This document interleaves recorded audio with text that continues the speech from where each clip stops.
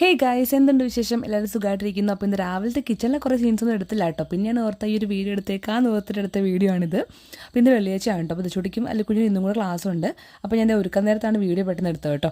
അങ്ങനത്തെ മഞ്ഞ ഉടുപ്പൊക്കെ ഇട്ട് മഞ്ഞക്കിളി ആക്കിയേക്കുവാണ് കേട്ടോ. അപ്പോൾ അവൾക്ക് മഞ്ഞ കിട്ടുന്ന എല്ലാം മഞ്ഞ വേണം, പിങ്ക് കിട്ടുന്ന എല്ലാം പിങ്ക് വേണം. അപ്പോൾ കറക്റ്റ് കളറൊക്കെ തിരഞ്ഞു പിടിച്ച് കറക്റ്റ് പറയും കേട്ടോ. മാലയും ബുഷും ഒക്കെ മഞ്ഞ തന്നെ വേണമെന്ന് പറഞ്ഞിട്ടുണ്ട്. അങ്ങനെ മഞ്ഞ ക്ലിപ്പ് വേണമെന്ന് പറഞ്ഞപ്പോൾ ഞാനൊരു ക്ലിപ്പ് എവിടെ നിന്നൊക്കെ കണ്ടുപിടിച്ചെടുത്തു.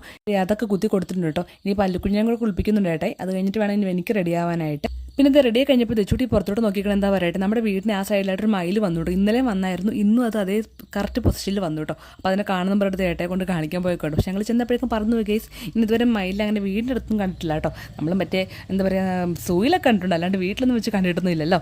അങ്ങനെ അത് കഴിഞ്ഞ് ഇതേ അല്ലുക്കുഞ്ഞിനെ റെഡിയാക്കുവാണ്. രണ്ടുപേരെ രാവിലെ തലയൊന്നും കുളിപ്പിക്കുന്നില്ല, കാരണം ജലദോഷവും ചുമയൊക്കെ മാറി വരുന്നല്ലേ ഉള്ളൂ. അങ്ങനെ കുറേ ആയിട്ട് ഇപ്പോൾ തല രാവിലെ നനയ്ക്കാറില്ല, പക്ഷേ മേല് കഴുകും, എന്തായാലും വൈകുന്നേരം കുളിപ്പിക്കുന്നതാണ്. അതുകൊണ്ട് പിന്നെ തല നനച്ചില്ല കേട്ടോ. അങ്ങനെ അല്ലുക്കുഞ്ഞിൻ്റെ തലയിൽ ഞാൻ സെറമൊക്കെ തേച്ച് കൊടുത്തു. അപ്പോൾ പിന്നെ ഏകദേശം ഒരു വെച്ചാൽ ആ ഒരു കുളിക്കാത്തൊരവസ്ഥ തോന്നത്തില്ല തേച്ച് കഴിഞ്ഞാൽ. അങ്ങനെ അവനും മുടിയൊക്കെ ചീവി സെറ്റാക്കി കണ്ട ആ ഒരു സെറം തേച്ച് കഴിഞ്ഞാൽ നമുക്ക് മുടി കുളിച്ച പോലെ തന്നെ ഇരിക്കും, നല്ലൊരു ഗ്ലോ ഒക്കെ കിട്ടും കേട്ടോ. അങ്ങനെ അവനെ റെഡിയാക്കി പിന്നെ ഞാൻ ബെഡൊക്കെ ഒന്ന് ഒതുക്കുവാണ് കേട്ടോ. ഞാനാണെങ്കിൽ ഇന്ന് മീഷോയിൽ നിന്ന് ഒരു ബെഡ്ഷീറ്റ് വാങ്ങിച്ചു. അപ്പോൾ എൻ്റെ ഈ ഒരു യെല്ലോ ബെഡ്ഷീറ്റ് കണ്ടോ, ഇത് മീഷോയിൽ നിന്നാണ് കേട്ടോ.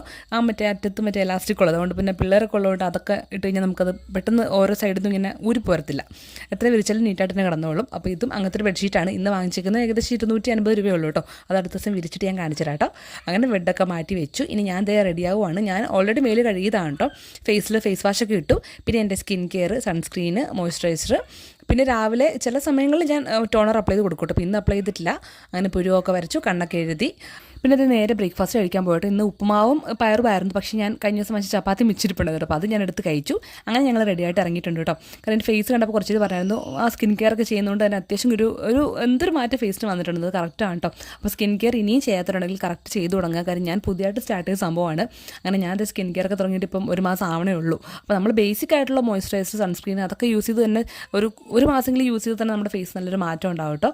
പിന്നെ അല്ലാണ്ട് നമ്മുടെ വീട്ടിൽ ചെയ്യേണ്ട കുറച്ച് കാര്യങ്ങളും കഴിഞ്ഞ ഷോർട്സിൽ ഞാൻ പറഞ്ഞിരുന്നു. അതൊക്കെ എല്ലാവരും ചെയ്ത് നോക്കുക, നമുക്ക് നല്ലൊരു മാറ്റം ഫേസിന് കിട്ടും കേട്ടോ. അങ്ങനത്തെ 2 പേരെ സ്കൂളിലൊക്കെ കൊണ്ടാക്കിയിട്ടുണ്ട്.